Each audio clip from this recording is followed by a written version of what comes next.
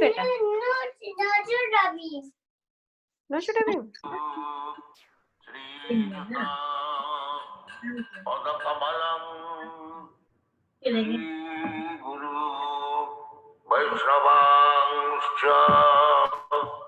And the virus still uncontained. The DRS works as if Hare Krishna, Sutapa Prabhu has joined now. With almost Hare Krishna. Haribol! Haribol, Danvas Pranam Prabhu. Thank you. At Karachi airport when it went down, reportedly after describing an engine fault. Officials say at least one passenger is believed to have survived, but rescuers are still searching the burnt out wreckage for bodies. Our Foreign Affairs correspondent Jonathan Miller reports. Okay, right. So, Sutapa Prabhu, am I audible? Sorry, Prabhu, could you repeat? Am I audible? Can you hear me? Audible. You're audible. Yes, yes, you are Yes. audible, yes. So, thank you so much, Sutapa Prabhu. Thank you. So, Sutapa Prabhu doesn't need any introduction to Manchester congregation at all. He's part of our family, and he has kindly agreed to do this lecture on a very short notice. Prabhu, we are very happy and we are very grateful for your time, and over to you now. Thank you so much. Gaurnath Rajput, just tell me your normal plan. Question 1, do I do a kirtan? Second one, what time do I finish lecture? Third one, is there Q&A? And fourth one, is there prasadam after the program? The fourth one I can answer straightforward. Everybody can take prasadam at their own home. So Prabhu, if you want to do five minutes kirtan and do an hour 15 minutes lecture, and then you can take questions maybe 10 minutes.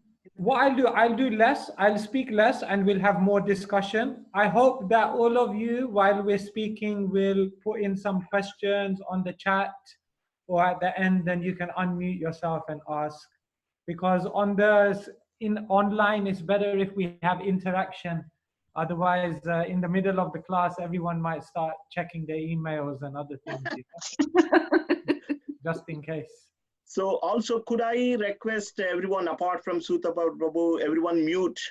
Is that okay, Prabhu, now? Sure. So we'll just begin with a short kirtan. And please, you're muted, but please sing along at home. Jai Radha Madhava Kunja Bihari Radha Madhava Kunja Bihari Gopi Jana Vallabha Girivardhari Gopi Jana Vallabha Girivardhari Yashodanandana Braja Janaranjana Yashodanandana Braja Janaranjana Yashodanandana Braja Janaranjana Yashodanandana Braja Janaranjana Yamuna Tira Vanachari Yamuna Tira Vanachari Yamuna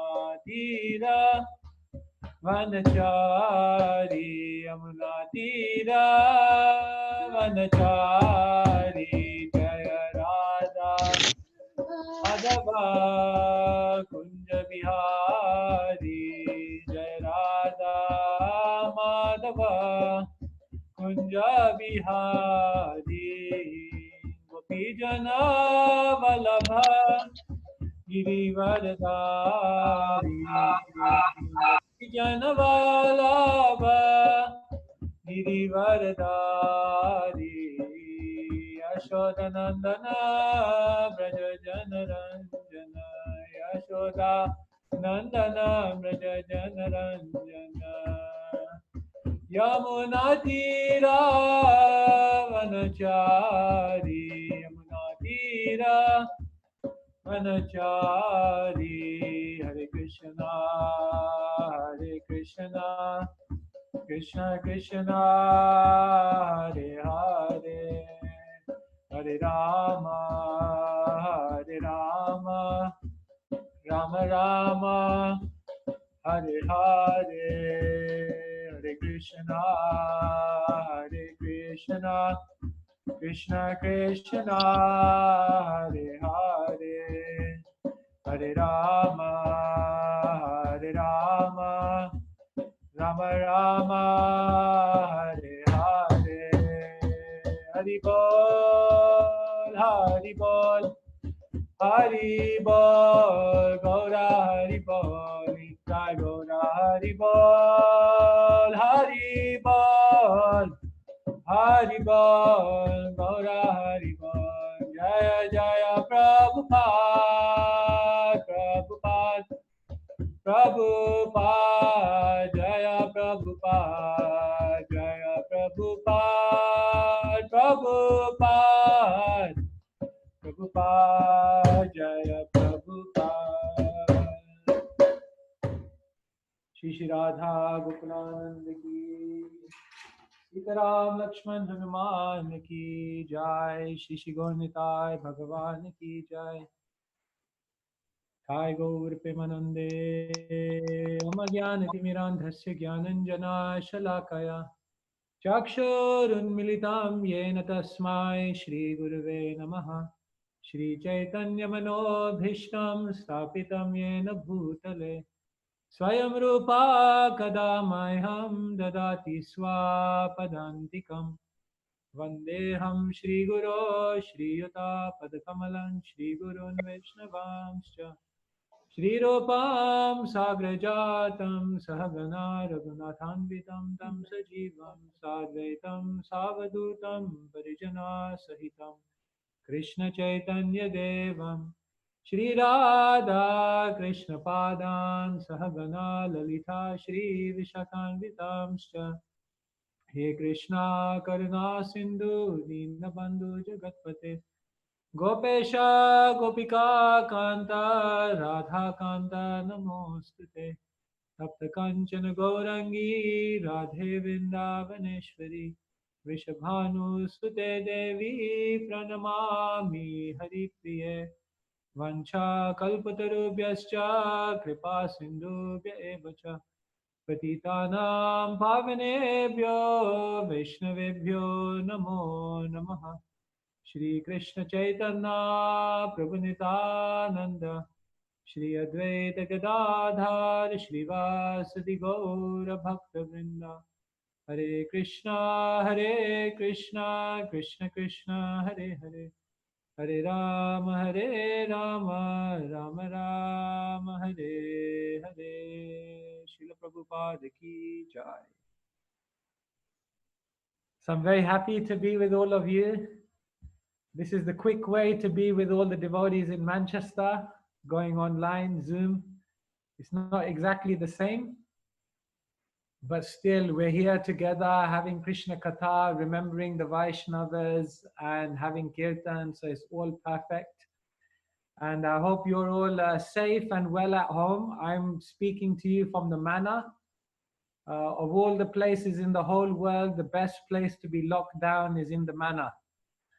Locked down at the lotus feet of Shri Shri Radha Gokulananda. So we're very fortunate. Every day we're getting all the Mahaprasad because there's no guests in the temple. We're getting the opportunity to do some pujari service every day for their lordships, taking care of the cows and so many things. So we're very fortunate, and we're hoping that the manor will be open very soon, so all of you can come here again, and we can all be together. So I was thinking which topic to speak about today, and I thought about doing a different type of topic. And May is a very wonderful month. It's my birthday in May. Just in case you missed it, you can give me a present later. More important than my birthday is that in May it's the appearance of Lord Nishingadev. But there's also another very auspicious day that takes place in May, because May is the month in which His Grace Jayananda Prabhu departed from this world. Okay, so I don't know how many of you on this call are familiar with Jayananda Prabhu.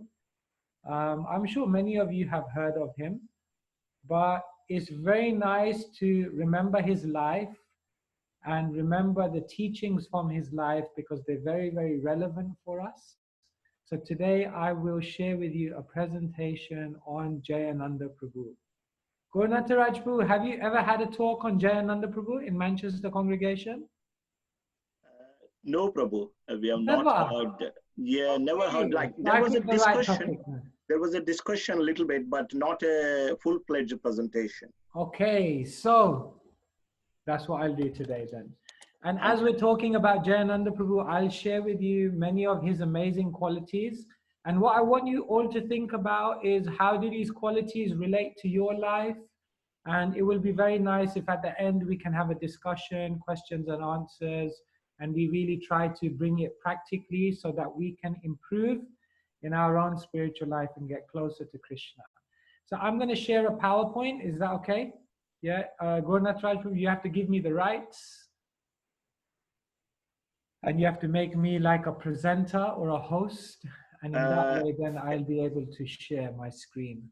Have you got, are you not able to do now? I can't because it says that the host has disabled participant screen sharing. So this goes out of my, I need to just bring Sumedha 1 second.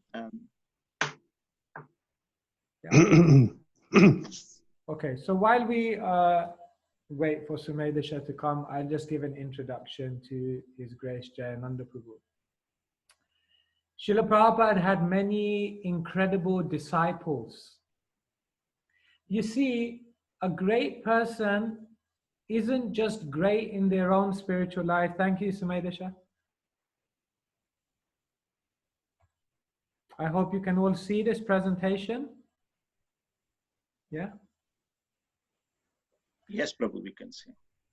A Vaishnav is not just great in their own life.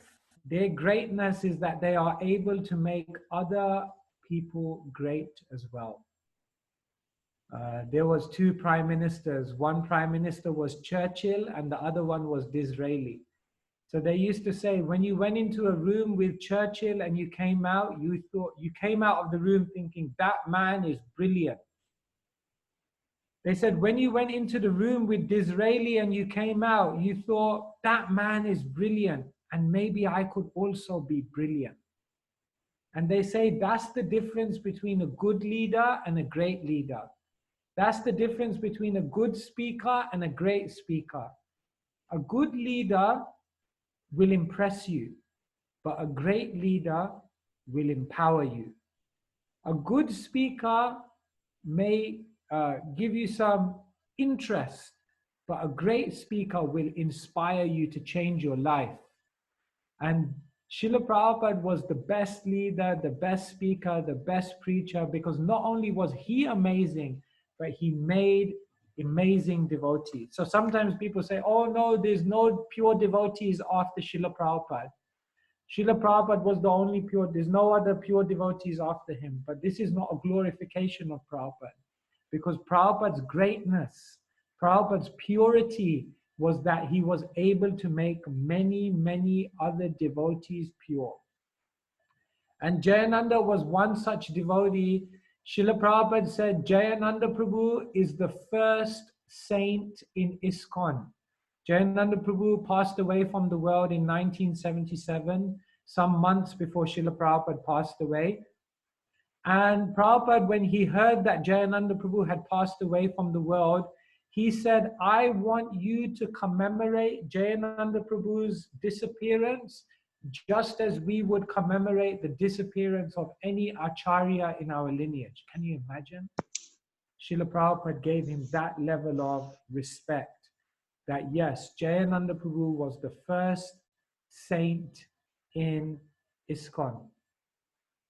Jayananda Prabhu is an amazing devotee because he wasn't a sannyasi, he wasn't a big leader, he wasn't a GBC or a temple president, he wasn't even someone who had some amazing abilities to speak and preach. But what made Jayananda Prabhu amazing was his service attitude and his humility. You can have a position, you can be a sannyasi, you can have so much knowledge, you can have so many abilities, but if you don't have service attitude and humility, all of that practically doesn't mean anything. And if you don't have any of those things, no position, no title, no status, no fame, no great amazing abilities, but you have service attitude and humility, then you have everything. And so what makes Jayananda Prabhu so amazing is that he was recognized as someone who was incredible simply on the basis of his character. And when we go through his life, you realize how amazing Jayananda Prabhu is. So this is Jayananda Prabhu. You can see this is a wonderful painting of him. Yeah. So never underestimate the devotees. Srila Prabhupada once said, sorry, many people are entering the room, so I'm just letting them in. Like there are many devotees on this call, Meenakshi, Nisha, Radha Mohan Prabhu, Madhav Kumar, Bharti, Chandravali. And Prabhupada said, if you knew who the devotee next to you is in the spiritual world, you would faint. Because sometimes we don't even know who the Vaishnavas next to us are. We underestimate them. We think, oh, they're just some practicing devotee. But every Vaishnava is special. And every Vaishnava does special things. So Jayananda Prabhu was an incredible person. I'm just going to go through some of the life of Jayananda Prabhu so you understand. This is Jayananda Prabhu. He grew up in New York, America, in the 1960s. This picture is taken from? Doing from Manama, teacher. Yes. Usha, if you can just mute yourself, yeah? Thank you. Yeah, thank you. This is Jayananda Prabhu. He grew up in an American family, middle-class family. On the left, you can see this is him as a boy with his mother and father. He grew up in a very good family. Later on, he became a cab driver, a taxi driver. So later on, one devotee had asked him, you grew up in such a good family, everything, how come you ended up being a taxi driver? He said, I never fitted in with the upper class crowd so much. I never felt comfortable with these very opulence and all of these things. I wanted to live a very simple life. Jayananda Prabhu, even from his young age, he was very, very simple. He said that as a boy, once the family went on a holiday, and Jayananda Prabhu, you can see him here on the left as a boy, he saw a dog, and this dog had many flies that was eating fleas. You know, the dogs sometimes get fleas. So Jayananda Prabhu, as a boy, he felt so much compassion for this dog that he took the dog and he started taking all the insects out because he didn't want the dog to suffer.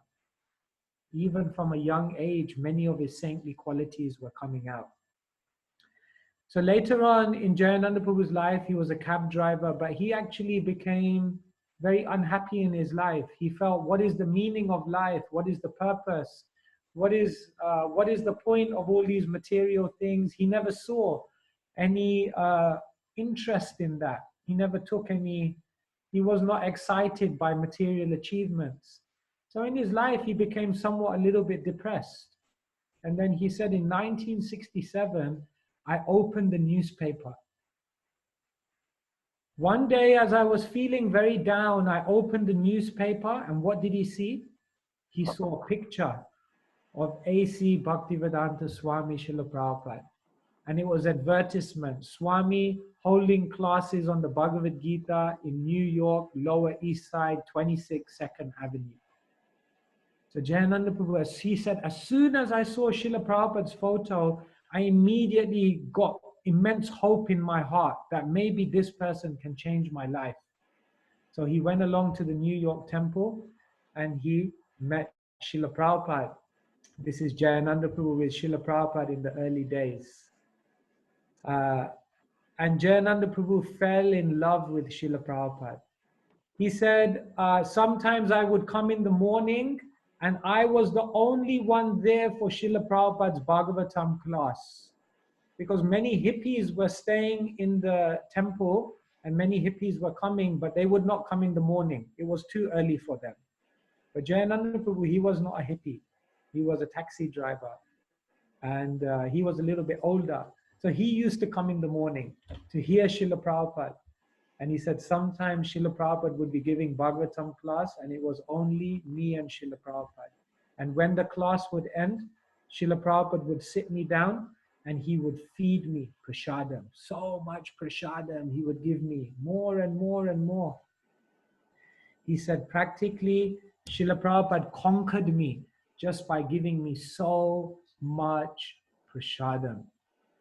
And in this way, Jayananda Prabhu developed a very, very beautiful relationship with Srila Prabhupada.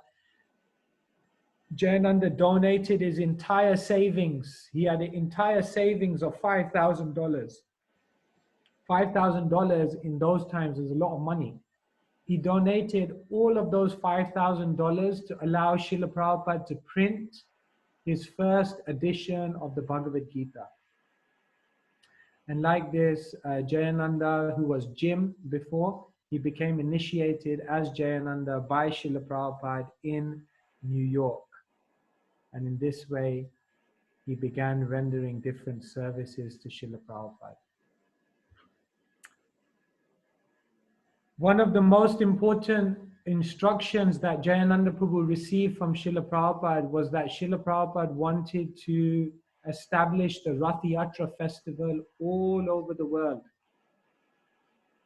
When Srila Prabhupada went to Jagannath Puri, later on this was, and in the Jagannath Puri temple, they would not allow the devotees, the Western devotees to come inside the temple. They would say, no, no, Jagannath, only Hindus can come in. Only Indians can come in.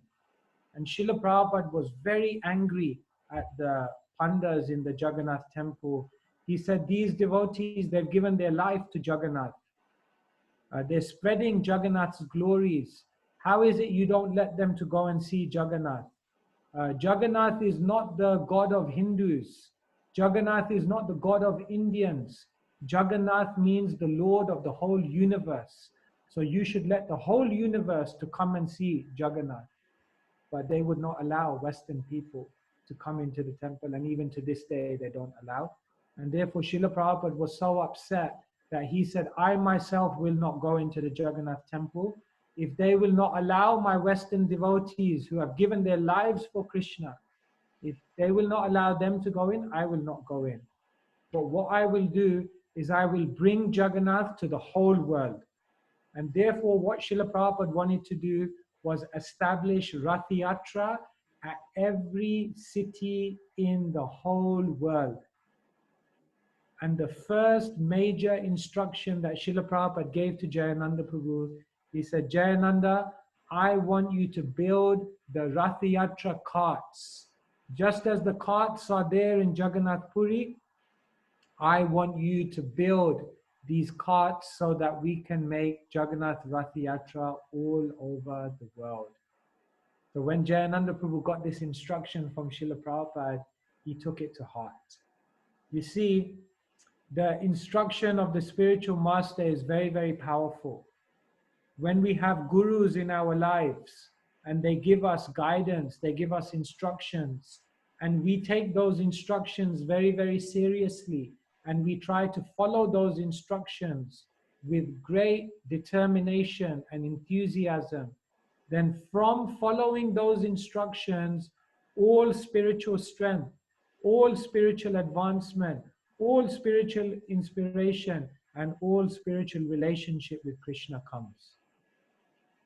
So Jayananda Prabhu, when he got this instruction from Srila Prabhupada, he just took it as his life and soul. And Jayananda Prabhu worked so hard to make these Ratha-yatra carts. It's said that in the run-up to festivals of Ratha-yatra, sometimes Jayananda Prabhu would be so busy that practically he would only sleep for 2 or 3 hours every day, because he would be serving so hard-working service he was doing to build the Ratha-yatra carts. One time a devotee said to Jayananda Prabhu, "How is it that you have become so advanced, Jayananda Prabhu?" Jayananda said, "I don't know. I'm too busy to think about it.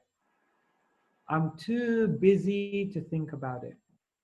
Because he was so busily engaged in serving Krishna that in that service, everything that he required was given by Krishna from within. One time they asked Srila Prabhupada, "How do you manage to remain so fixed in your spiritual life?" And you know what Srila Prabhupada said? Prabhupada said, "I was never a lazy person. I was always working very, very hard. Every moment I was always thinking to engage it in Krishna's service." So one of the first lessons we learn from Jayananda Prabhu's life is that one should be very, very hard working in Krishna consciousness. One should not waste time. Time is the most valuable asset that we have. Chanakya Pandit says, "Ayusha kshana ekopi na labhya swarna kotibi nacha nirarthakam niti kachahane statodhika." Ayusha kshana ekopi, even one moment of time, na labhya swarna kotibi, you cannot buy it back, even if you have millions of gold coins. Therefore, what can be more valuable in this world than our own time? Therefore, Jayananda Prabhu was never wasting time. He was always very, very hard working. Even sometimes Srila Prabhupada would call that I want to see Jayananda Prabhu. But Jayananda Prabhu was so hard working, he said, "I'll do my service. I don't want to disturb Srila Prabhupada. My connection with Srila Prabhupada is by doing my service." So he would be very humble. He would not go to Srila Prabhupada. One day Srila Prabhupada was leaving San Francisco and he said, "I will not leave until I see Jayananda Prabhu." So the devotees, they called Jayananda Prabhu, they said, "You have to come and see Prabhupada." Jayananda said, "No, I'll do my service. I've got so much service to do." They said, "No, Prabhupada wants to see you." So Jayananda Prabhu came, he came into the room. As soon as he came into the room, Srila Prabhupada became so happy to see him, seeing all the sacrifices he was making. Jayananda Prabhu sat down right at the front. Srila Prabhupada began to give a lecture. And as Srila Prabhupada was giving the lecture, Jayananda Prabhu, because he was hard working, because he was working so hard, he began to fall asleep in the lecture. So as one devotee, right in front of Srila Prabhupada, so as one devotee saw Jayananda Prabhu sleeping, he just gave him a knock on the side. "Hey, wake up." And as soon as the devotee knocked him like that, Prabhupada said, "Leave him. Let him sleep. He's doing so much work for Krishna. He's working so hard, it doesn't matter if he sleeps in the class. He's working harder than all of you put together." And this way, Srila Prabhupada so much appreciated that Jayananda Prabhu was so hard-working. And in this way, we learn from Jayananda Prabhu's life that we must not waste any time. Here is Jayananda Prabhu in the New York Ratha-yatra. And you can see many of these videos of the first Ratha-yatra ceremonies where the devotees brought Jagannath out. Srila Prabhupada said, "I want Jagannath to come out." Jagannath is the most merciful deity for different reasons. First reason why Jagannath is most merciful, you see Jagannath's eyes, they're very, very big. Because Jagannath is practically never sleeping. 22 hours in Jagannath Puri, you can see Jagannath. And Jagannath's eyes are very, very big because he's seeing any small service that someone does, he's seeing. Jagannath is very merciful because he is getting so much prasadam, bhoga every day, and he's giving it to all the devotees as prasadam.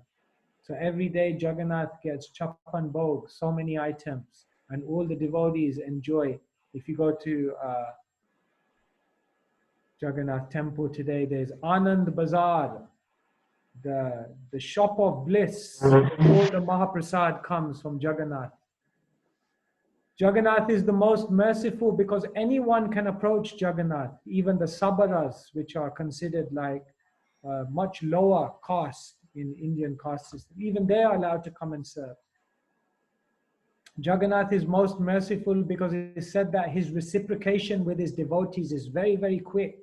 If you begin to worship Jagannath, then he reciprocates very, very quick. And Jagannath is most merciful because he's the only form of the deity that comes out to see everyone. Otherwise, usually to get the mercy of the Lord, you have to go and see the Lord. But Jagannath is so merciful that he comes out to see everyone once a year in the Ratha-yatra festival. So here you see Jayananda Prabhu was the one who initiated this wonderful festival of Jagannath Ratha-yatra. Here you see Jayananda Prabhu again. He was always doing whatever service was necessary. One amazing thing about Jayananda Prabhu is he was ready to do any service whatsoever. He was ready to give a class. He was ready to lead a kirtan. He was ready to manage. He was ready to go and do the fundraising. He was ready to go and build the carts. And he was even ready to take out the rubbish if it was required. One day, Jayananda Prabhu was taking out the rubbish. And a new boy came to the temple who was a little bit difficult to deal with. So when someone like that would come, then the temple president would say, you just go with Jayananda Prabhu. You'll get good association. So that day, Jayananda Prabhu was taking out all the rubbish. So this new boy came to join him. Jayananda Prabhu was blissful. He was enthusiastic. He was taking all the rubbish out. He was singing. He was so happy doing this menial service of taking the rubbish out. And this boy was with him the whole day. At the end of the day, the boy came back to the temple president and the boy said, I want to join the temple. The temple president said, wow, how did you make such a decision? He said it was easy. He said, the whole day I've been with this person, Jayananda. He's the guy that takes the trash out, the rubbish out in the temple. And I tell you, this guy taking out the rubbish, Jayananda, he's so happy. He's so enthusiastic. He's so inspired. I'm thinking to myself, if the rubbish man, if the dustbin man in the temple is so happy, imagine what everyone else is like. So he said, I want to join the temple. That was Jayananda Prabhu. Enthusiastic to do any service required. You see, when Prabhupada often use this statement, do the needful. Sometimes we just do the services that we like, or sometimes we just do the services that we're inspired by, or sometimes we do the services that we know we'll get a lot of appreciation for. But Jayananda Prabhu was ready to do any service. Because once a devotee becomes more advanced, they realize more important than the specific service I'm doing is having the attitude of service, having the seva bhav. And the attitude of seva bhav means ready to do whatever is required. So Jayananda Prabhu was that person who was ready to do whatever was required. And that's what made him so amazing. Here is another beautiful picture of Jayananda Prabhu. Just see in this picture how he touched people's hearts. Jayananda Prabhu was so humble. A devotee is said in our Shastras, there's no chance of developing love for Krishna if one does not first develop humility within the heart. There is no prema without dainya. And therefore, Chaitanya Mahaprabhu says, Tranadapi sunichaina tarodapi sahishnana. You must chant, but you must chant in a humble state of mind. So Jayananda Prabhu was so humble. He never criticized anyone. He always felt that I have so much to improve in myself. Where is the question of finding faults in others? Every time Jayananda Prabhu would go into a class, he would come out and he would think every point was for him. I need to change. I need to improve. I need to clear out and purify all the anarthas within my heart. Sometimes when we come out of a class, we think that was a good class for the guy next to me. Or yeah, I wish that person heard this class. They're so envious. They're so proud. They're so angry. They would have benefited a lot from this class. But not Jayananda Prabhu. He felt that every class was for him because he was so humble. He never put himself above others. When Jayananda Prabhu would walk into a room, everyone would bow down. Not because Jayananda was a sannyasi, not because he was a temple president, not because he was some famed person in ISKCON, but because everyone knew this is a genuinely advanced devotee because he's so humble. So Prabhupada once said, one's advancement is not known by their position, but is known by how much humility, genuine humility is within their character. Humility comes from the word humus, which in Latin means soil. So a plant can only grow when it's in soil, isn't it? So similarly, the bhakti lata, the seed of devotion, the creeper of devotion can only grow in the heart, which is humble. If we're proud, then we will not be able to last in spiritual life. If we're proud, we may be able to last, but we'll never be able to learn. And even if we're able to learn, if we're proud, we'll never be able to genuinely love others. So one of the most amazing qualities of Jayananda Prabhu was his humility. He would touch people's hearts just by his pure and saintly character. Every year, Jayananda Prabhu would go to the police station to get the permits for the Ratha-yatra. And there was one lady, she was so inimical. She would criticize the devotees, blaspheme the devotees, but Jayananda Prabhu would never react. He would always bring her prasadam. And finally, even through all of her negativity, he would manage to get the permit for the Ratha-yatra and the festival would go on. So every year she was always like this, very, very negative. Then one year, obviously, Jayananda Prabhu passed away and one other devotee went to get the permit. So again, she was very negative. She was blaspheming the devotees and so many other things. And then as the devotee was walking out, she said, "Why have you come this year? Why hasn't Jayananda Prabhu come?" So the devotee said to this lady, very hard, tough, serious lady, he said, no, Jayananda Prabhu has passed away. And this lady broke down crying. She said, "Jayananda, he was the nicest person I ever met in my whole life." And the devotee was thinking, such a hard-hearted, critical lady who was always blaspheming the devotees, even Jayananda, by his purity, was able to make even her heart melt. Jayananda Prabhu, his personality was so heartwarming that people would become conquered. Once a devotee had left the temple, and of all jobs he could have taken up, he became a butcher. So Jayananda Prabhu found out that this devotee had left the temple and become a butcher. So he went to the shop where the devotee was working.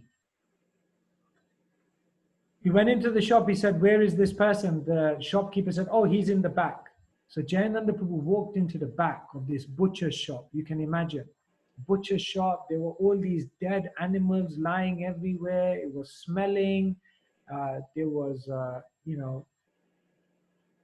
all of these people just slaughtering animals there. And then in the distance, he saw this devotee, and the devotee had a big knife in his hand. He had an apron on, and it was filled with blood, and the devotee had become a butcher. And when Jayananda Prabhu saw him, you know what Jayananda Prabhu did? He just ran up to him and he hugged him. And he said, really nice to see you. We're all missing you. How are you doing? Here's some prasadam. Why don't you come back to the temple and we can, have a kirtan together. And like this, he just said all encouraging things. And he never once said to the devotee, how can you do this activity? By doing this, you are going to create so much sin. This is totally against our regulative principles. For whoever kills an animal, you have to take that many births in the, He never said any of that. He just gave the devotee so much love. And the devotee who had become a butcher became so touched by the love of Jayananda that he said, I'll come back to the temple, just because of his love and his purity of heart. So sometimes our character speaks louder than our words. Saint Francis of Assisi, he said, I preach every day from morning to evening. I preach 7 days a week. I preach 52 weeks a year. And now and again I say something. It's an interesting quote. He's making the point that my own life, my own example, my own character is my preaching. Sometimes we think preaching is the class that we give, or the knowledge that we give, or the advice that we give to someone else. But often what speaks louder than our words is our actions. And if our actions are bad, you may say the best things, but people will not be able to really hear it from you or become transformed by your words. Therefore, in another famous saying, the person says, I cannot hear your words because your character is speaking so loud. So Jayananda Prabhu had such purity of character, no envy. Of the Goswamis, it said, Dhira dhira jana priyo priyakaro nirmatsaro pujito. That the Goswamis, they were dear to everyone. Even the rough people, the envious people, the angry people, even they loved the Goswamis. Why? Nirmatsaro pujito, because they had no envy in their heart. As soon as we have envy, we can never really deeply connect with others. So one beautiful, another lesson from the life of Jayananda Prabhu is this wonderful character that he had. Here's another beautiful picture of Jayananda Prabhu. He was always out preaching, giving Krishna consciousness to others. Here you see him on Harinam. Jayananda Prabhu loved to give the holy name to people.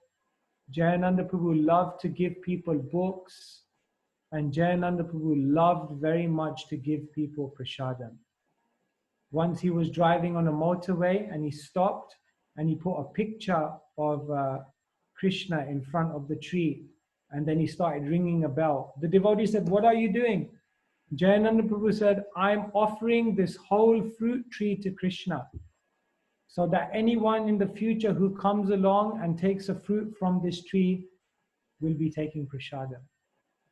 So imagine someone who is having such a consciousness, always thinking about how others can get mercy, how others can come closer to Krishna.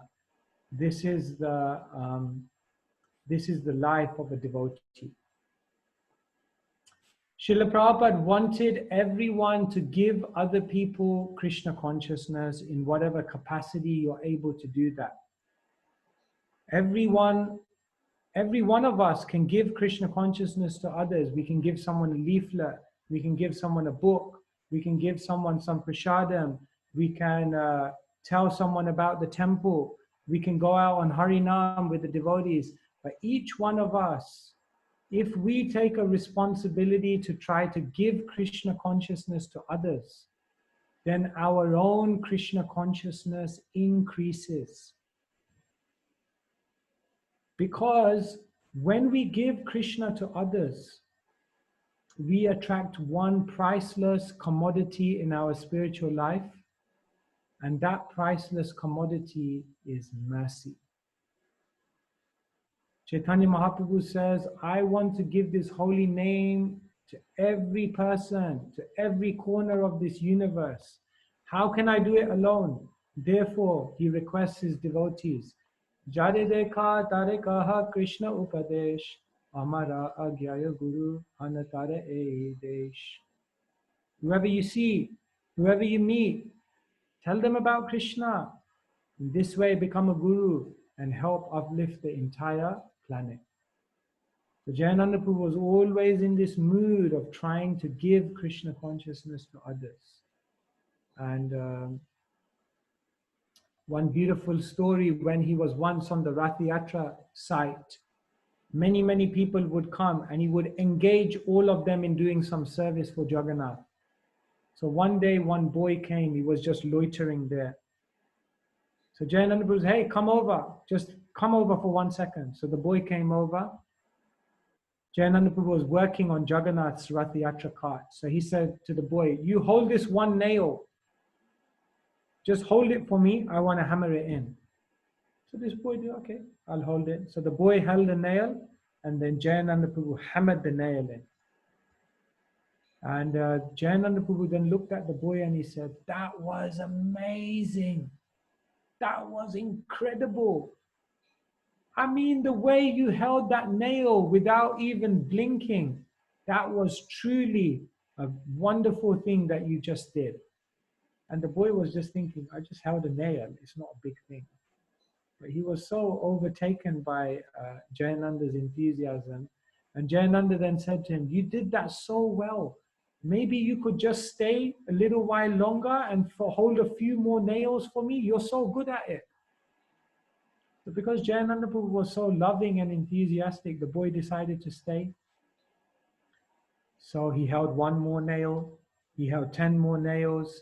He stayed for another hour. He ended up staying for the whole day. He ended up staying overnight. He ended up joining the temple. He ended up getting initiated by Prabhupada. He ended up becoming a brahmachari. He ended up even becoming a sannyasi. And he ended up even becoming a guru. And that devotee is His Holiness Jayapataka Swami. And how did it all begin? Because Jayananda just told him, hold a nail. And he gave so much appreciation for this boy's service that the boy ended up staying. So this was Jayananda Prabhu. He was really just infusing people to no end by his bhakti in Krishna consciousness. And here's a beautiful picture of Jayananda Prabhu, showing for me how simple Jayananda Prabhu was. Another great quality of Jayananda Prabhu was that he was very simple. Srila Prabhupada said, Krishna consciousness is simple for the simple. Sometimes we make this process more complicated than it needs to be. Srila Prabhupada said, chant, dance, read the philosophy, take some prasadam, serve the Vaishnavas, and be very attentive to remain free from offense. If you do that much, you're guaranteed to make advancement in Krishna consciousness. Sometimes people think to advance in Krishna consciousness, I need to do something extraordinary. I need to do something outstanding that no one has ever done before. Actually, you don't need to. You just need to do the simple things that Srila Prabhupada has given, but do them with your heart, with determination, with purity. And this chanting, this serving, this remaining free from offending others, this complete combination will help one make complete advancement in Krishna consciousness. So Jayananda Prabhu, many more stories we could tell. And one final story I'll tell you of Jayananda Prabhu, and then I'll open it up for questions. So if you have any questions, then please do gather your thoughts now, and then we can have some questions. But I'll tell you one final story of Jayananda Prabhu. Jayananda Prabhu lived by the principle, everything for Krishna, nothing for me. Jayananda Prabhu never wanted to accept anything for his own selfish enjoyment.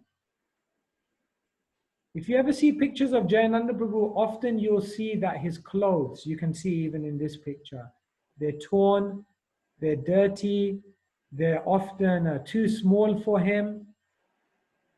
The reason was because Jayananda Prabhu never wanted to spend one penny on himself. One day, what happened is that Jayananda Prabhu was wearing trousers which were torn, ripped, had holes in them, and were way too short for him. And the temple president said to Jayananda Prabhu, I want you to go and buy some new trousers. Jayananda Prabhu said, I can't go and spend Krishna's money on myself. The temple president said, I'm ordering you, Jayananda, you must buy some new trousers. So then he sent one devotee and he said, go with Jayananda and make sure he buys a new pair of trousers. Here's the money. So they went out into town. This boy went with Jayananda. They found the cheapest second-hand store. So they went into this second-hand store.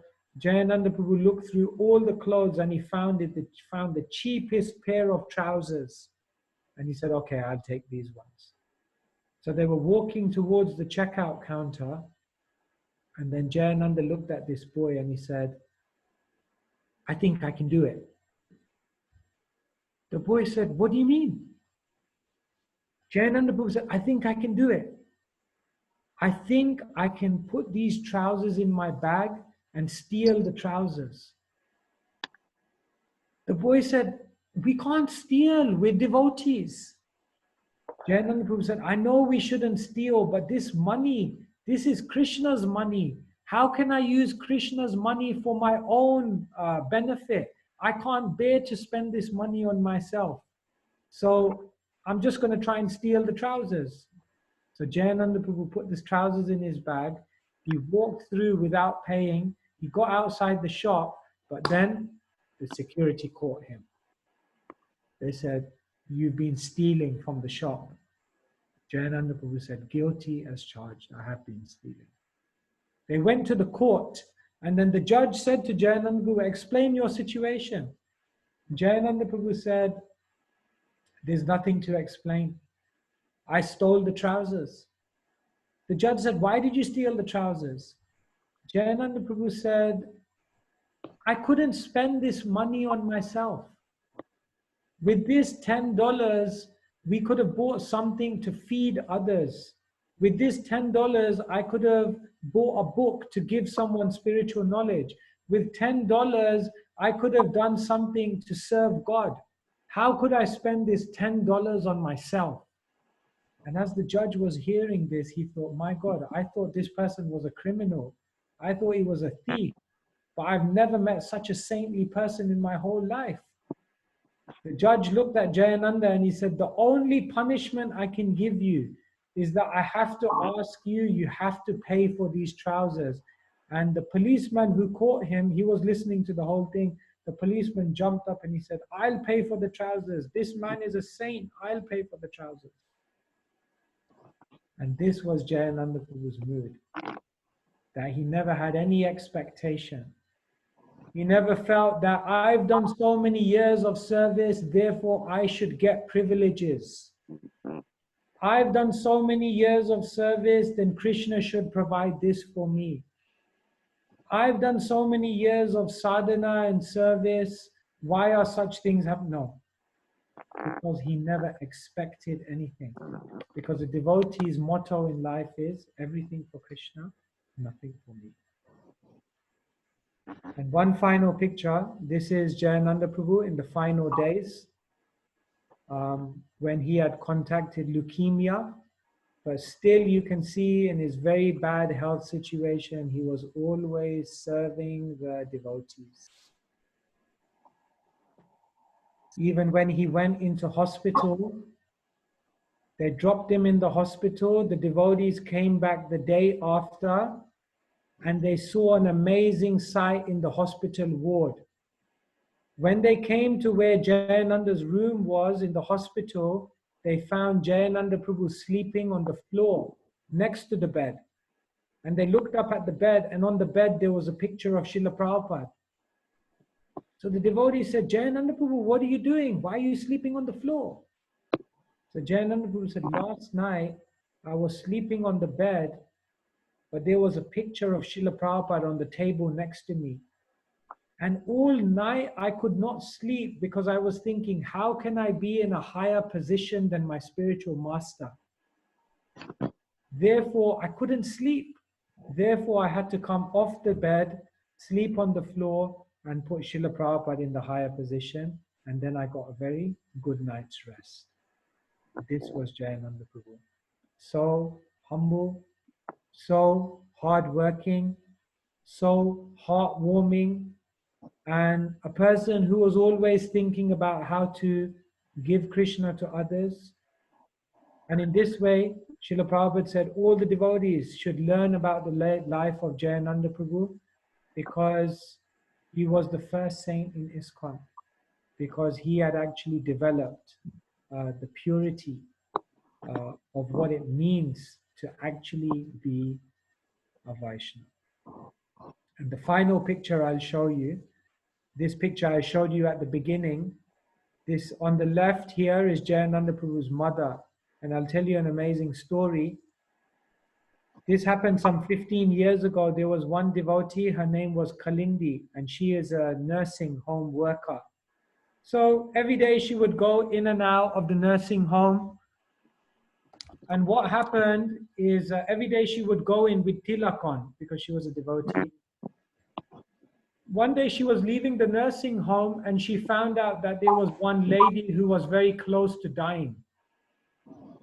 So she thought, let me go and give some help. So she went there and saw the lady. She walked out, and then the lady's daughter came up to Kalindi and she said, are you a Hare Krishna? So Kalindi said, yes, I'm a Hare Krishna. So the daughter said, you maybe know my brother. She said, maybe. What's his name? So the lady said, his name is Jim Kaur. So Kalindi said, doesn't ring a bell. Then the lady said, his spiritual name was Jayananda. And then Kalindi said, Jayananda? You mean the Jayananda, the Prabhupada disciple Jayananda, the pure devotee Jayananda? She said, yes, the one who built the carts for you guys for the festivals. Kalindi said, my God, that's your brother. So this lady who's about to leave the world, that's Jayananda's mother. She said, yes. And then feeling, my God, the mother of a pure devotee, Kalindi thought, let me do some final service for her. So she brought Tulsi, she brought Ganga Jal, she had the chanting of Prabhupada going on.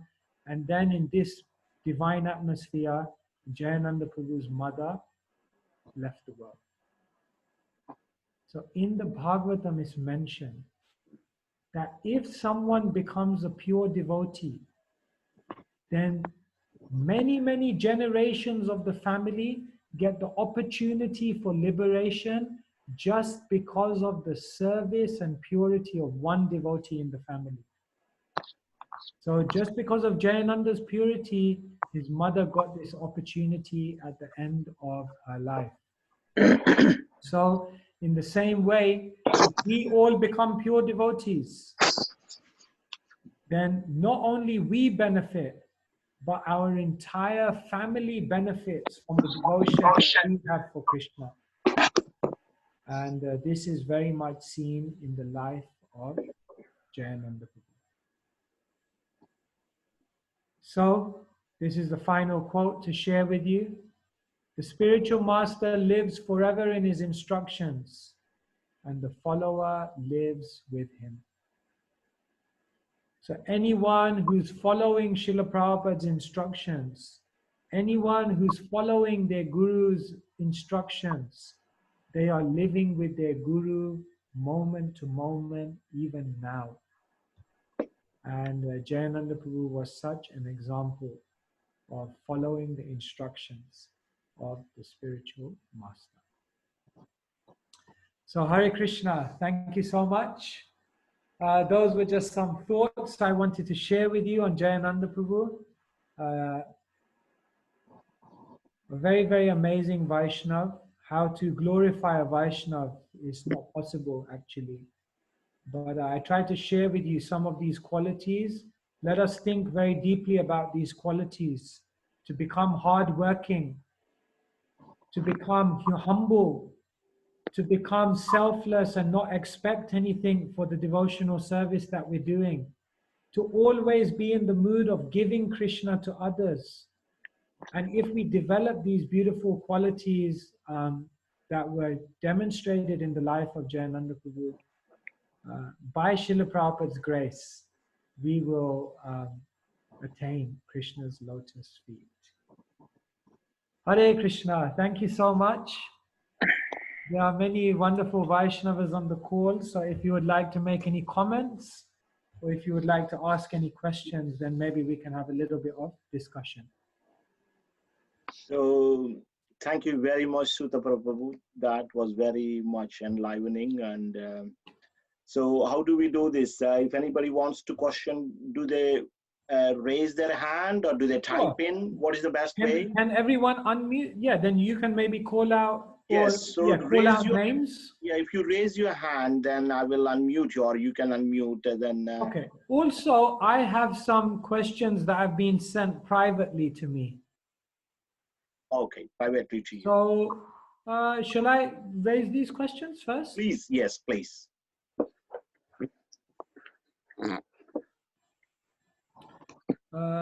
Normally, a humble devotee takes time to acknowledge all the devotees that he comes across, even if he has many services.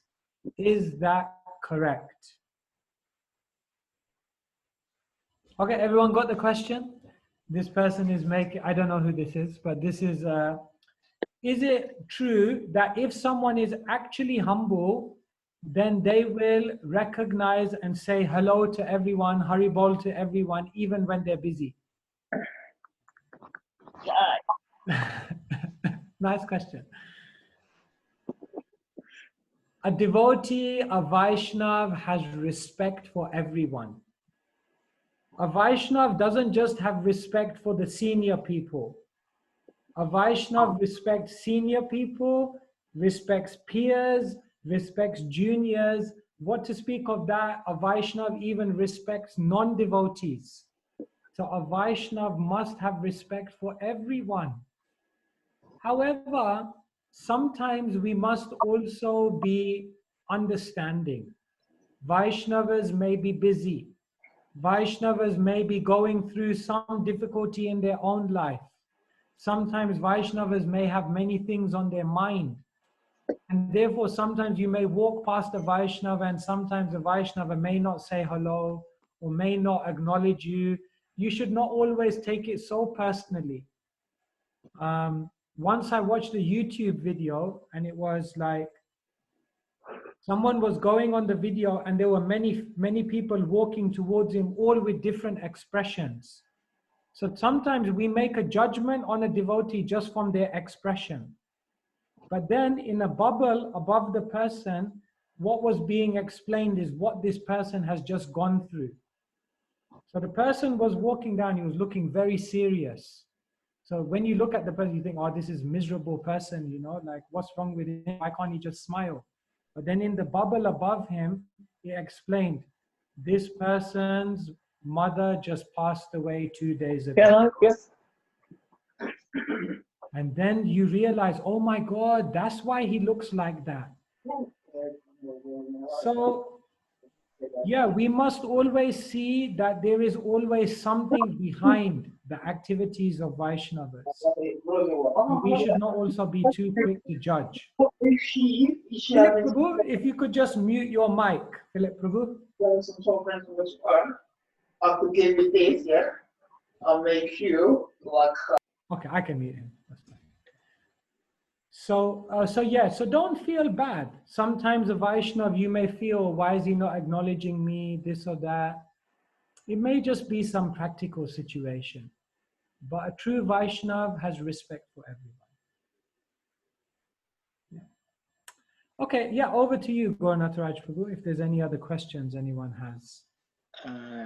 Thank you Or very if much. anyone wants to unmute themselves and ask a question. That's also possible.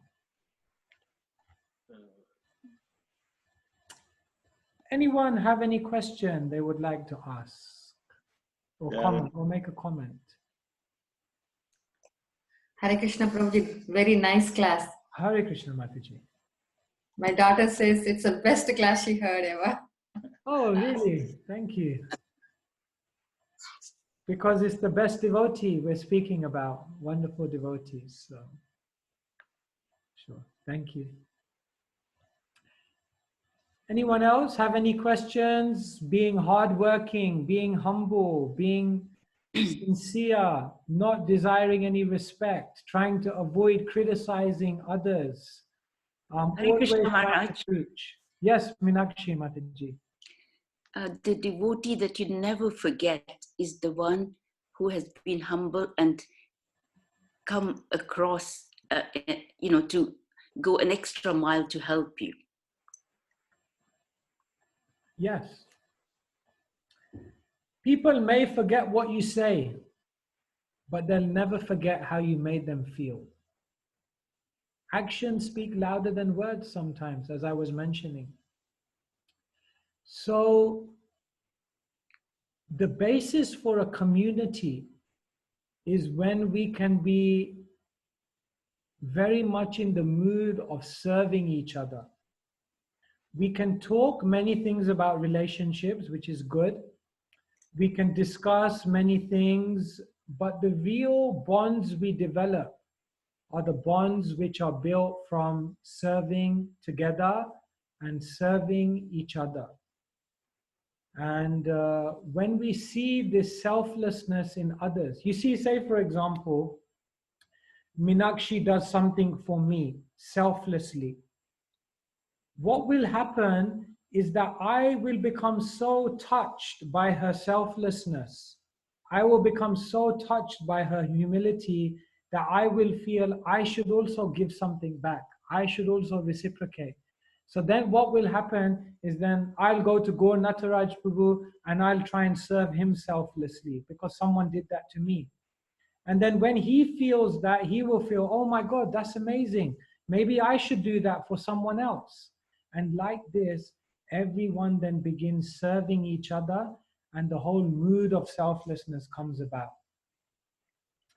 But if we are very selfish, if I'm very selfish towards Gauranataraj Prabhu, he won't feel like this, I'm sure. He's a very good devotee, very magnanimous. But if I do something selfish and Gauranataraj sees it, he may also feel, oh, he's so selfish, and maybe I should not also be so giving, like why should I reciprocate with such a selfish person? Then we also become a little bit closed, and then someone else will become closed, and like this the community then goes separate. So Bhaktisiddhanta Saraswati Thakur in his math, in the ashram, he would always tell every brahmachari, do 3 selfless things for someone every day. And the whole atmosphere will become like Vaikuntha. So yes, the humble service that someone does for us touches our hearts. And this is the foundation of the community. Thank you, Maharaj. I've got another question that kind of bothers me a lot. Maybe I'm incorrect and I can be corrected. What I find is that, like temples, like a Gujarati temple or a Hindu temple, they are a community.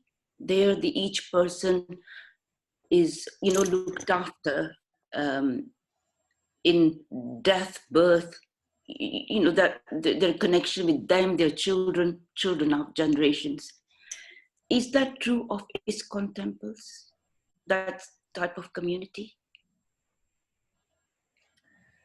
So sometimes in Hindu temples, or sometimes we find in many other But you take faiths. example of Ilford temple, you take example of, Gita temples, they all people will together stand by if somebody's died or something, to go together, or something has happened, they will contribute together.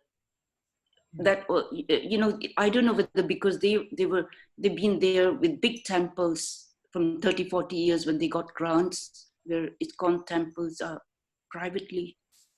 I'm not sure why that community sense is yet to develop in most in our ISKCON temples. Thank you for this nice question. Community means to care for each other on every level. On the level of the spiritual level, on the level of the emotional level, on the level of physical level.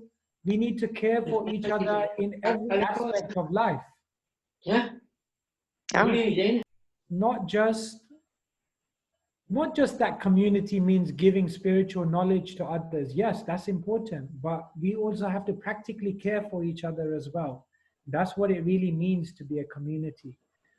Otherwise, if we talk so much in our classes and then tomorrow you say, oh, Prabhuji, I'm in lockdown, I can't get my groceries, can you go and get me some fruit so I can make some prasadam?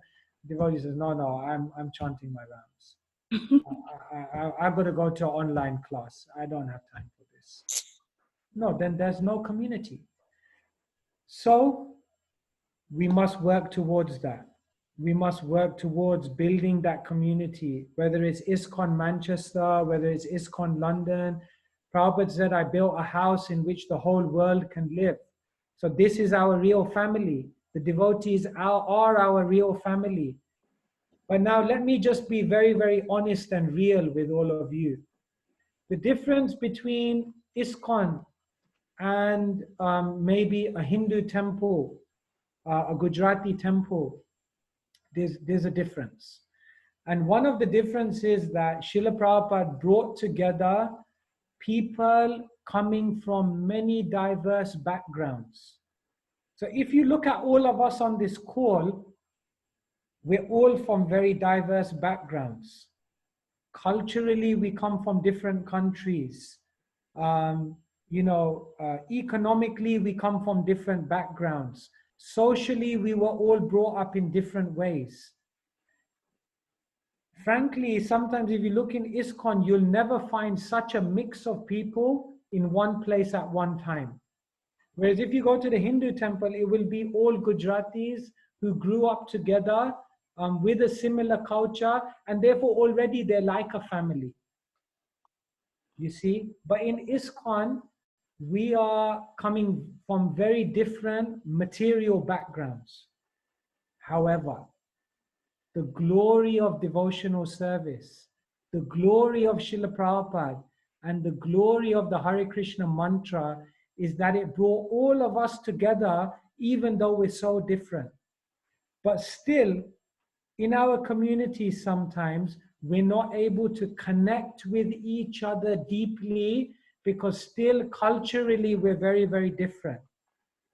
So gradually what we have to do in our communities is break down the cultural barriers and start seeing each other as Vaishnavas, not seeing that, oh, that's a South Indian devotee. Oh, that's a Bengali devotee. Oh, that's an English devotee. No, these things, once we come to spiritual life, we're learning to leave behind. Sarvopadi vinir muktam tat paratvaina nirmalam. All designations we leave behind and we connect as Vaishnavas.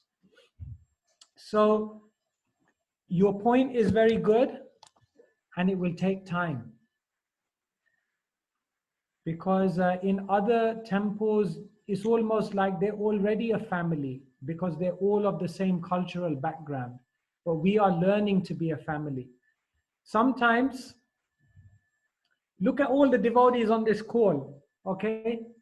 Many of the devotees on this call, we would not be friends with if it wasn't for Krishna consciousness. It's a fact. You know, one time we were in the Brahmachari ashram and we looked all around. There was a devotee from Africa, a devotee from India, a devotee from Croatia, a devotee from Australia. And we looked at each other and we said, actually, practically on a material level, we don't have anything in common. The only thing we have in common is that we're all trying to serve Krishna. And to be honest, that's the most important thing. Therefore, we're all together. But still, because we're in material mentality, we're having boundaries between each other. So real community means to go beyond those boundaries, to learn about each other, to appreciate each other, even when we come from different cultures, and then to go forward and care for each other. And then ISKCON will become what Srila Prabhupada wanted it to become. Srila Prabhupada was going past the United Nations building. And Srila Prabhupada laughed because he said, this is supposed to be the United Nations, but every time I go past this building, there's more flags. If there's more flags, then in what sense are they becoming united? It means they're becoming more disunited. So we want ISKCON to be the United Nations of the spiritual world.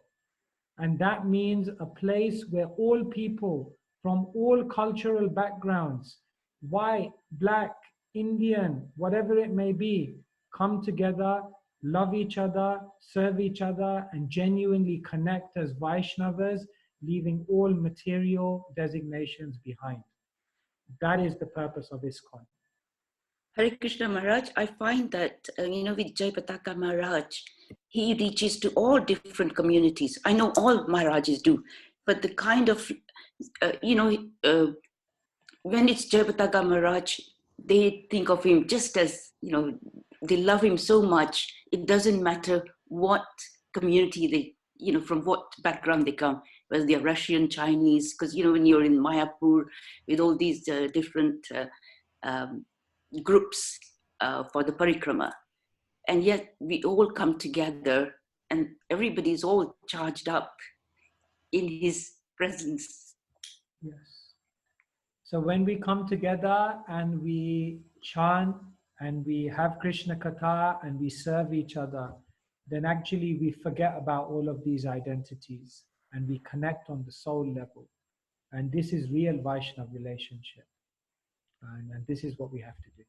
So thank you, Mataji. Thank you so much. Thank you very much for that. And Madhav Kumar Prabhu, you raised your hand earlier on. Madhav Kumar Prabhu, our book distribution hero.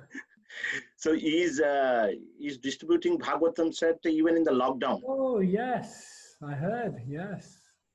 Hare Krishna Prabhu, thank you so much. It was amazing. Kumar. A lot of your thoughts echo with us very, very strongly. I just wanted to quickly add to what you said about the community spirit. On the contrary to what Mataji was referring to, I actually, having come to ISKCON, understood the concept of life, soul different from the body, got a better understanding of how to treat an individual at any stage of life, not just at the time of death. So my perspective completely changed, having come to ISKCON, and not really ISKCON India, but ISKCON Manchester more, where we are a small community and we had a few opportunities to be part of these life events in some devotees' personal lives. So much so that we got an inspiration to deal with these situations in our own lives in a much more composed, relaxed, calm, and an appropriate manner. So I think, on the contrary to what others might sometimes perceive, ISKCON or this Vaishnava education actually gives us the right perspective to deal with these life situations in the most appropriate manner. Thank you so much. Yes, yes. And sorry. No, continue. No, I was just gonna say thank you really, and also your comment on trying to connect with the Vani, not really worrying too much about the Vapu element, also resonates with us very, very clearly, especially for our current situation where we're not able to physically associate. I was listening to Bhakti Rasayan Swami Maharaj earlier this week, and he narrates a very interesting pastime. Prabhupada, in his early times, when he took the devotees to Mayapur, you might have heard this one. One young devotee questioned Prabhupada, and he said, Prabhupada, I've heard that only the devotees who are very close to you are getting your mercy more, and not the other devotees who are toiling and doing all the other sevas here and there. So Prabhupada took that question, and in Mayapur there are lots of paddy fields, rice fields, so there are quite a few mosquitoes. So Prabhupada pointed at a mosquito who was sat on his hand, and he said, this creature is the closest to me more than any of you, but what does he want? He wants to suck my blood, so I'm not going to give him any mercy.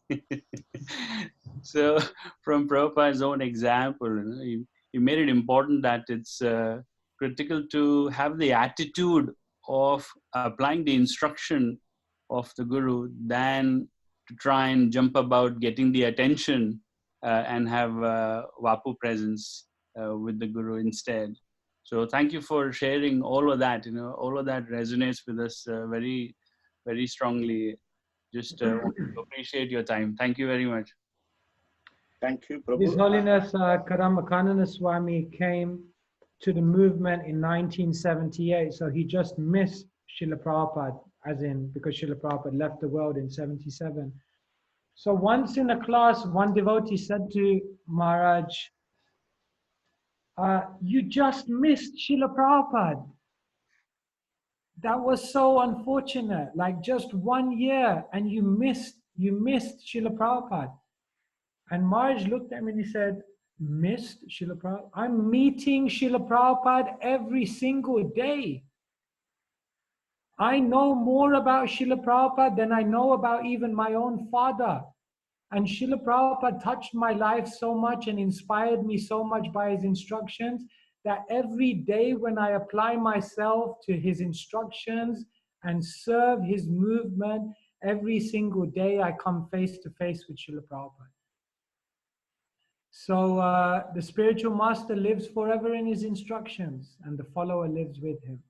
So every day we can wake up and come face to face with Srila Prabhupada. We can walk with Srila Prabhupada every single day as long as we live in the line of the instructions that he's given us and the service that he's given us. And therefore his service, one time a devotee was giving a class in Vrindavan and said, many people sometimes say, I didn't get a direct instruction from Srila Prabhupada. Like, you're so fortunate, you got a direct instruction. I never got a direct instruction from Srila Prabhupada. And this devotee said, Prabhupada gave 2 direct instructions to every single person in this movement. Bharata bhumite hoilo manusha janama jar janma sarthaka karikar para upakar. Number 1 instruction, make your life successful by becoming a pure devotee. It is not casual business to become a pure devotee. It requires intensity, it requires sincerity, and it requires patience and determination. Prabhupada said, first thing, become a pure devotee, para upakar, and then help other people become pure devotees. That's it. That's the instruction. And if you dedicate your life to those 2 instructions, becoming a pure devotee and helping others become a pure devotee, you will be living with Srila Prabhupada every single day. Also, Maharaj, to add to yours, he said that we as devotees must all cooperate in this movement. Yes. Sure, thank you. Yes, Thank we you, must Mataji. cooperate. We must cooperate. And One devotee once came up to me and said, Prabhuji, Prabhupada said your love for me will be shown by how much you cooperate. So make sure you cooperate with me. What about you? I said, I don't know if that's exactly what Prabhupada, but yes, we must cooperate. It's so difficult in Kali Yuga. It's the age of quarrel.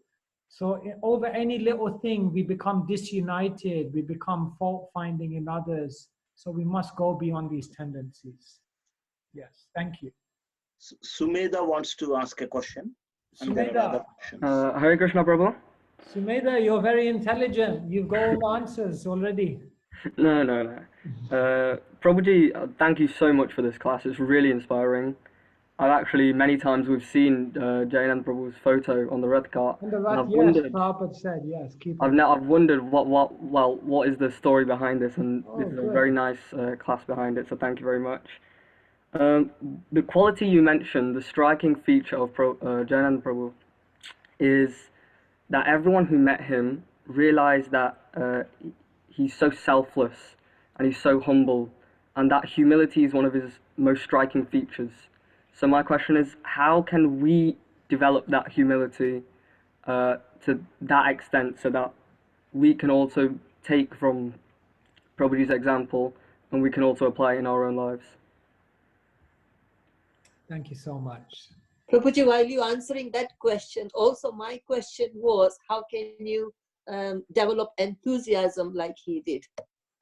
So you can do Wonderful. both Is that together. Bharti speaking? Yes. Oh, Yes. wonderful. Thank you. Okay, so how can you develop the humility and the enthusiasm? Enthusiasm. Thank you. Thank you. These are questions which require many, many talks and have many, many perspectives, but we can only answer what immediate inspiration comes to me today. And the answer will be much deeper, but let's at least say something. Regarding humility, let us meditate in every situation how to be a servant. If in every situation you're thinking, how can I be a servant in this situation? How can I help others in this situation? Then what will happen is you will become humble. Because to become humble, what it means is to take yourself out of the center. When we are in the center, then we will never be able to be humble. So they say humility doesn't mean to think less of yourself. It doesn't mean to think, I'm terrible, I'm rubbish, I can't do anything. Humility means to think of yourself less. It means don't constantly be thinking about my desires, my plans, my enjoyment, my happiness. As soon as you start thinking about others, then you'll notice actually that the humility comes. Because humility means to take yourself out of the center. And ultimately, in the beginning, we have to fake it till you make it. Sometimes we don't feel so humble, no? Someone says something, and in your mind, you're doing backflips. But outside, you have to say, okay, Prabhuji, I'll accept it. So sometimes we have to externally maintain etiquette. We have to sometimes fake it. We have to tolerate. But then internally, when we do deep sadhana, when we purify our hearts, then by Krishna's grace, Ridyanta sto hi abhadrani vidunoti surat satam, Krishna says, when you do nice hearing and chanting, then I'll cleanse all of the anarthas, and this humility will naturally shine forth. So those are some things you can meditate on humility. Always try to think of serving others. Always try to take yourself out of the center.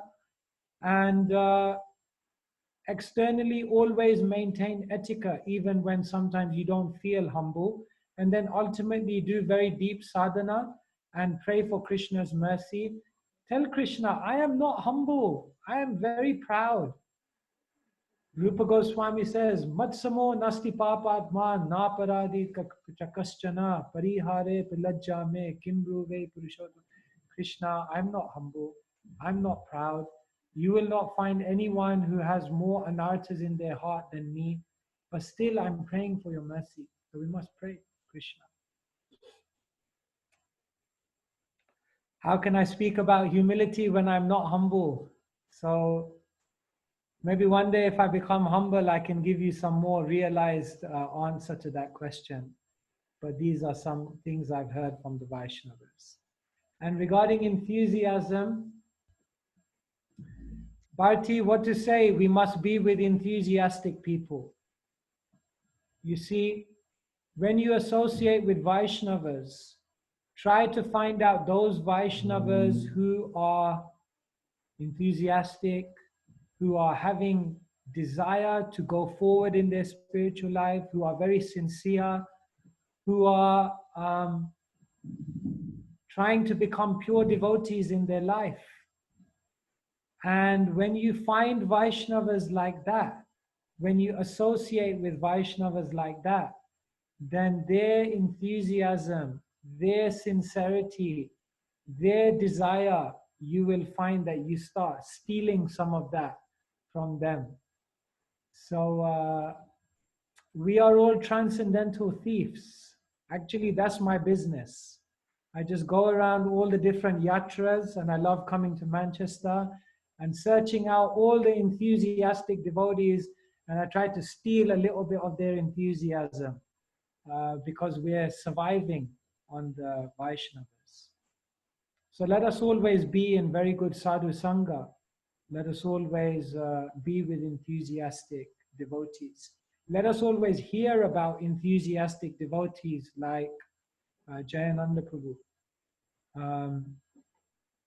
who by his enthusiasm, the boy said, if the dustbin man in this temple is so enthusiastic and happy, I can't imagine what everyone else is like. He convinced him just by his enthusiasm. So yes, utsahan nischayat dhairyat tat tat karma pravartanat sangotagat satovrite sadbir bhaktir prasidyati. Rupa Goswami says it all begins with utsahan, enthusiasm. So when you in the future will get second initiation and receive the Gayatri mantras, then the Gayatri mantras are all about enthusiasm, because we're praying to Guru. Just as you are enthused, you see, the Guru is so enthused. Have you seen our Gurus, our spiritual leaders? They are tireless. Lecture after lecture, day after day, year after year, the same thing, giving Krishna, helping others, serving. How enthused they are. So then we pray to the Guru, just as you are enthused, may I also become similarly enthused. And like this, we live off the enthusiasm of the Vaishnavas. Thank you, Prabhuji. I think you'll have to come to Manchester a lot more because you're so enthusiastic. Hare Krishna. Thank you so much, Mataji. Any other questions or any other comments before we wind it up? Looks like there are no, Prabhu, no other questions. 9 o'clock. 9 o'clock. Early to bed, early to rise. Last question, if I can ask. Yes, Oh. iPhone. Yes. Who is that? Sorry. This is Vamsid Haridas here. Oh, Dandos Pranam. So go on, Prabhu. Another illustrious book distributor. Yes. Prabhuji, thank you so much from beautiful description and the depth you went in. I realized, two things that Jayananda Prabhu had, which is very distinguished. Is one was simplicity, and second was no criticism quality. And because we stay with Vaishnavas, but also a lot of us Grihasthas, we go out work, it becomes sometimes unconscious nature to criticize, and that creeps in work life. It also creeps in Vaishnav dealings. How does one, in spite of constant practicing, to not criticize? We fail. I fail oftentimes, and because the way you are evaluated outside is your discerning ability and ability to first quickly find out which one is not useful for you outside in the material world.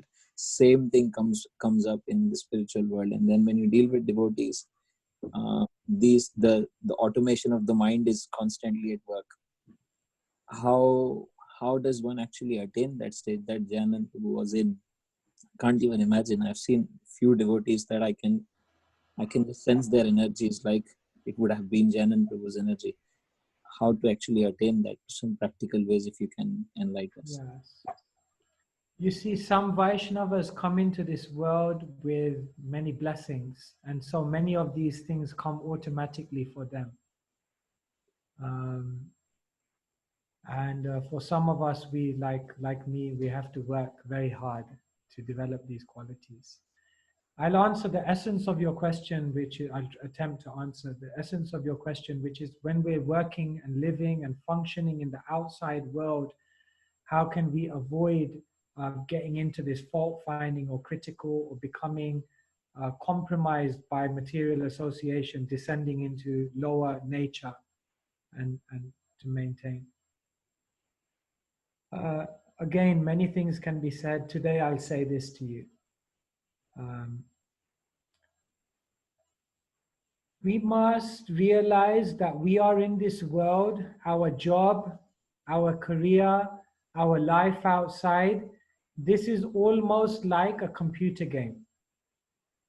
You see, when you're a grown-up and you play a computer game with the kids take it very, very seriously, isn't it? Like you're playing Xbox. So the kids take it like real serious. But you know, this is just a computer game. How serious will you take it? Mm. So the thing is, when we're working, when we're functioning outside, when we're dealing with the material world, we take it very, very seriously. But what happens is when we become inspired by the broader goal of life, when we become inspired by Krishna and the spiritual world, when we become inspired by the prospect of leaving this world and going back to the association of the Vaishnavas eternally, and we're so captured and enchanted by that goal, then actually this world, we don't take it actually so serious. Mm. When you're on the road and someone cuts into your lane, you don't horn and you don't shout and you don't curse, because what does it matter? Is it really important? In the supermarket, if someone jumps the queue, you won't become so angry because you think, what is this anyway? Why you take such a thing so seriously? In work, if someone is doing something devious to kind of, get a little bit ahead of you, then you say, it's okay, you go. No problem. I've got bigger things to do in my life. So we must become people who are seeing the bigger picture always. We must become inspired by our spiritual journey. We must become inspired by our spiritual goal. And then the things that happen in the world and the interactions, you do it, you go to work, you're dutiful, you play the part, but you don't take it so seriously. Because this is not real life. I'm in this job. How long will I be in this job for? I'm in this car driving. How long will I be here for? I'm in this supermarket doing some shopping. How long for? We just, as Shakespeare said, all the world is a stage, and every person is having their entrances and exits. So why do we take it so seriously? Because we haven't become sufficiently inspired and absorbed in the bigger spiritual goal that we're trying to achieve. And therefore we take the small things of this world very seriously. Yes. So that's why we read the books. That's why we chant every morning. You see, why do we do early morning sadhana? Because before you go into the small world of material life, you need to awaken yourself to the big reality of spiritual life.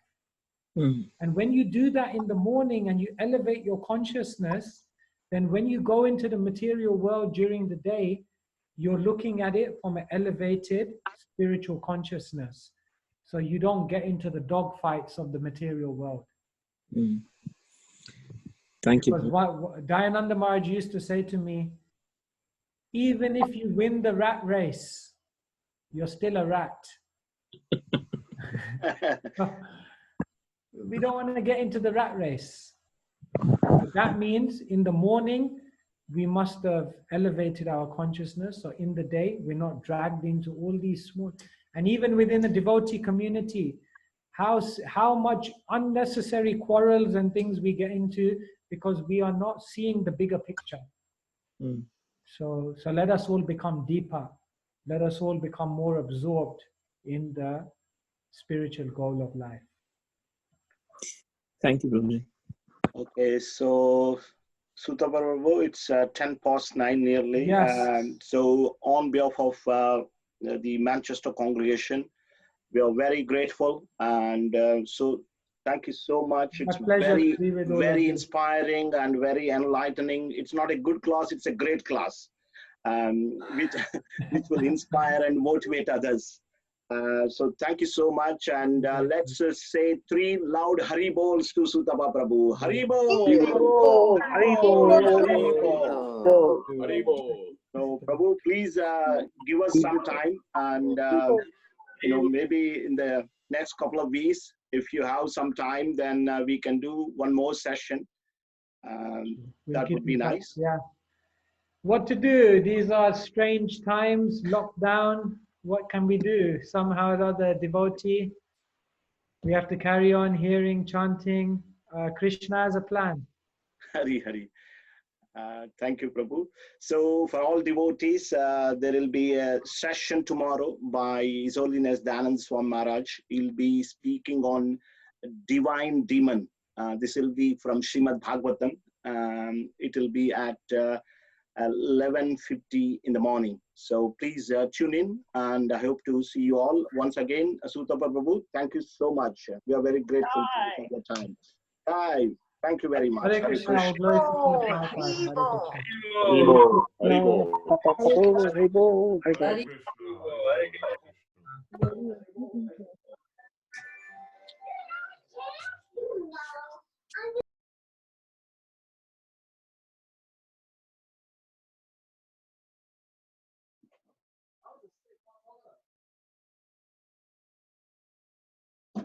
That was really good. Oh, just leave.